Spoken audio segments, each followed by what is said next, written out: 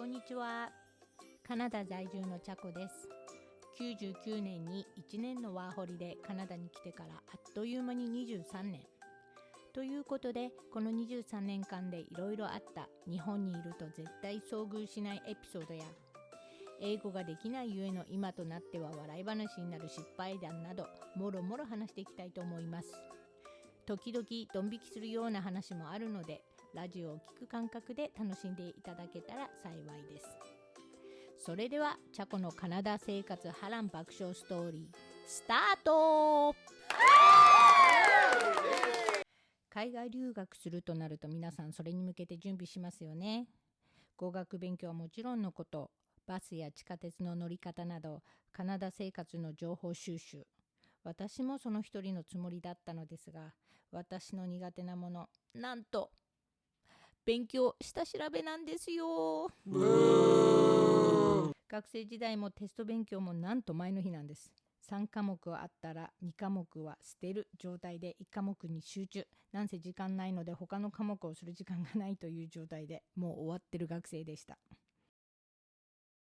今でこそ皆さんね、スマホですぐ何でも調べられるし、居場所も Google マップで見れちゃいますよね。でも当時の私たちはスマホなんかないから、みんな地球の歩き方カナダ版っていうのを買って読んでいくんですよ。カナダは大きいっていうか広いから、本も分厚くてそれぞれの、街のレストランとかカフェ情報、カナダでの生活の仕方などが載ってるんですが、私の場合、まあいっか、行きの飛行機12時間の中で読めばいいよねと思ってほとんど読んでなかったんです。唯一トロントのヤングストリートっていう世界一長いストリートだけは把握してたって感じ。ちなみに1896キロメートルだそうです。Wow. すごいですよね。で、実際飛行機に乗ったらですね、隣の席の人が日本人女性で、まあ話盛り上がって寝る時間もないぐらい話し続けてしまって、あっという間に12時間トロントに着いてしまったんですよ。ちなみに周りの席の人たちからうるさいって苦情来たほど、それぐらいずーっと喋ってました。というわけで、地球の歩き方読まずにトロント到着しちゃいました。ちょっと短く説明すると、カナダ来る2年前にもワーホリでニュージーランドにも行ってたんです。1年間ほぼ日本人の友人というかね、友達と過ごし、日本人の人たちと働き、たくさんの本当に良い人に恵まれていい経験はしたんですけれど、英語習得に関してはほぼゼロに近い感じのまま帰国してしまったんですよね。自分の言いたいことはなんとなくそれなりに言えるんですけれど、向こうから返ってくる返答を理解できないという情けないレベル。1年いてこんな感じです。そうなんです。皆さん、これから海外に進出しようと思っている皆さんに、言います。海外に住んでるからといって英語が自然に話せるようには絶対なりません。まあこれから来る人たちは、ちゃんと準備していろいろ勉強したりしてくるので、まあ私みたいなことにはならないと思うんですけどね。ありがたいことに隣の席に座っていた彼女がトロント空港について私の泊まるユースホステルを予約してくれたんです。皆さん今クエスチョンマークが頭をよぎっています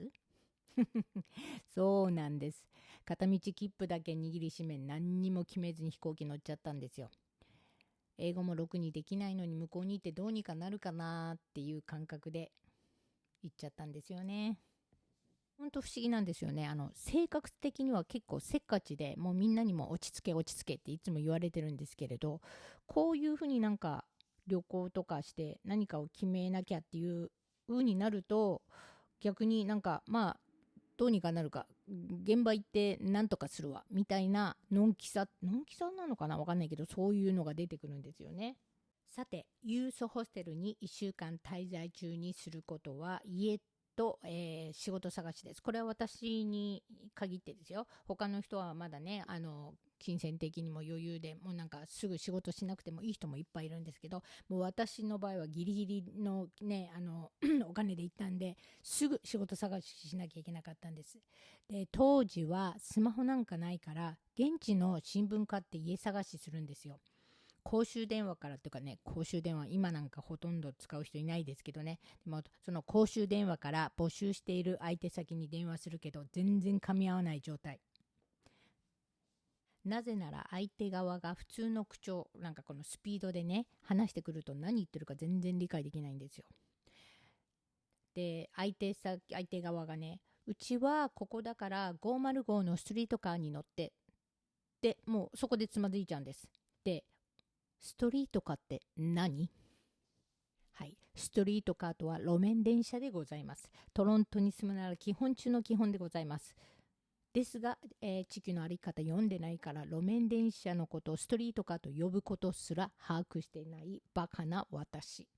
で、普通だったらね、そのストリートカーが分からなかったら、ストリートカーって何ですかって聞けばいいじゃないですか。そうなんですけど、もう電話して相手のどこにか会話をしてる時でもうかなりパニック状態になってるから、そんななんか聞き返す余裕もないんですよ。それで、OK、Thank you って切っちゃったんですよね。次の相手先には、あなた今どこに住んでいるの？の質問に、I'm at a hospital。病院にいます。って言ってしまい、Are you sick？ あなたは病気なの？ No, no, no, no。 いいえ、違います。ならどこにいるの？ I'm at the hospital。 私は病院にいます。もうこれを繰り返するんですよ。で、向こうの相手も多分なんかちょっとおばあちゃんでなんかスローな感じなんですけど、もうなんか病気なの？いえ、違います。病気なの？もうなんかそんな感じで全然前に進まないんですよ。ホステルをホスピタルと言い間違え、結局そこにもたどり着けなかった私なんです。語学力がないから他の言い回しで質問もできないし理解もできないんですよ。ただね、私の中ではニュージーランドの失敗があるから、カナダでは英語習得するまで日本人とできるだけ一緒に住まないっていうのがあったので、これを克服しなきゃいけなかったんですよ。で、ようやく、台湾人大家のところで部屋を借りることができてですね。でも男性3人とトイレ、バスキッチンが共同なんです。男性といっても若いイケメンじゃないんですよ。なんかもうね、ごめんなさいね。なんかちょっ